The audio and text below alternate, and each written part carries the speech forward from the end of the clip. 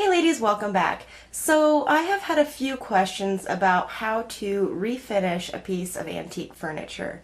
Now, I certainly am not a professional. I've probably refinished approximately 10 pieces in my lifetime so far. But I have learned some things, some tricks.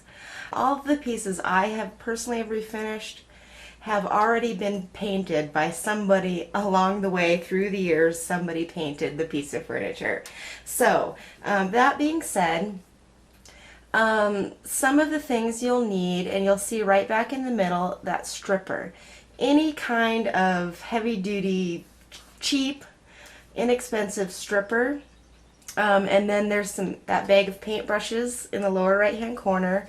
I just buy a cheapy bag of brushes because I don't want to be dealing with something I might have to clean up, or it's just easier to just throw it away. Also, start saving your butter dishes or something like that so that you can also have disposable dishes to put your stripper in. Now, okay, there's also a little spatula thing. Let me show you. This guy, you'll want a couple of sizes of these. And then that is just a wire brush. And also, what is that? Steel wool. Okay, so I'm going to go through this. This is just going to be a generalization. This summer, or no, probably this fall, I'm going to refinish. This vanity has two bedside tables that match, and they are painted white, and I'm going to be refinishing those, so I'm going to capture that on camera for you guys so you can see a little bit better than just me talking about it.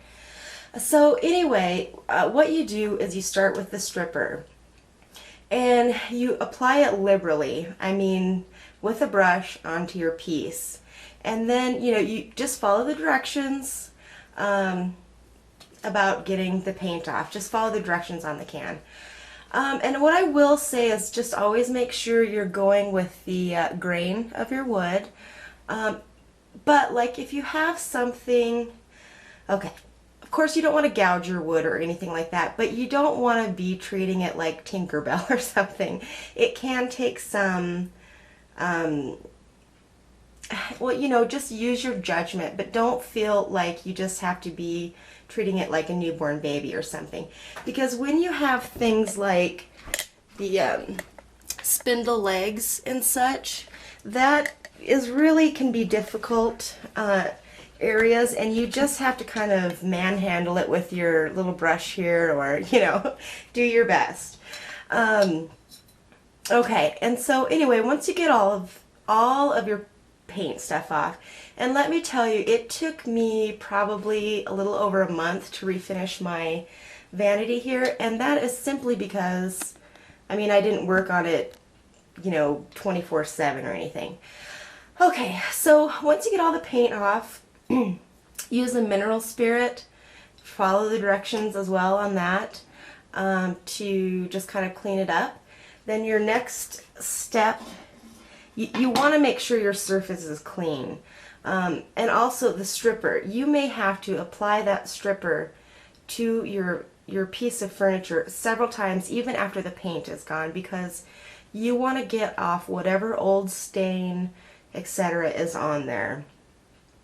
Okay, so when you're sure you've got the stripper phase done, the stripping phase done, that's when you'll do your mineral spirits. You'll put some on a rag, always wiping with the grain of your wood. And anyway, the next step is your wood finish. Pick whatever color you want. And ladies, all of these cans are marked so well, so they have super good directions. That's how I learned, by following the directions on the cans. Okay, so then you stain it, and that's really probably the easiest step in the whole process. Next, and this is what I put on my vanity, is Tung Oil. But there is another option, and it's a polyurethane. And Minwax has a polyurethane. The back of the can says you can use this specific kind. I did Tung Oil on my vanity, and now if I had it to do again, I'd use the polyurethane, because what that does is it puts a clear coat on. And it does give it more of a shiny appearance, but it's actually like a protective seal. And so in here, when I'm doing hairspray and makeup, and I really wish I would have done that. The Tung Oil gives it more of a, in my opinion, like a natural wood finish. The only other thing I can say is you need to do it in a well-ventilated area. And also, you know, if you don't own your home, like say if you live in an apartment or you own a condo or something like that, don't feel like, and you don't have a garage, don't feel like you can't do it either.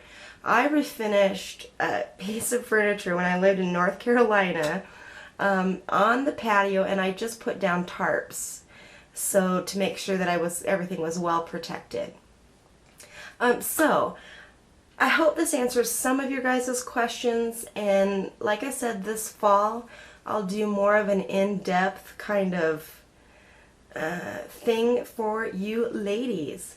I always appreciate the requests. I hope this answered some of your questions, and thanks everybody for watching.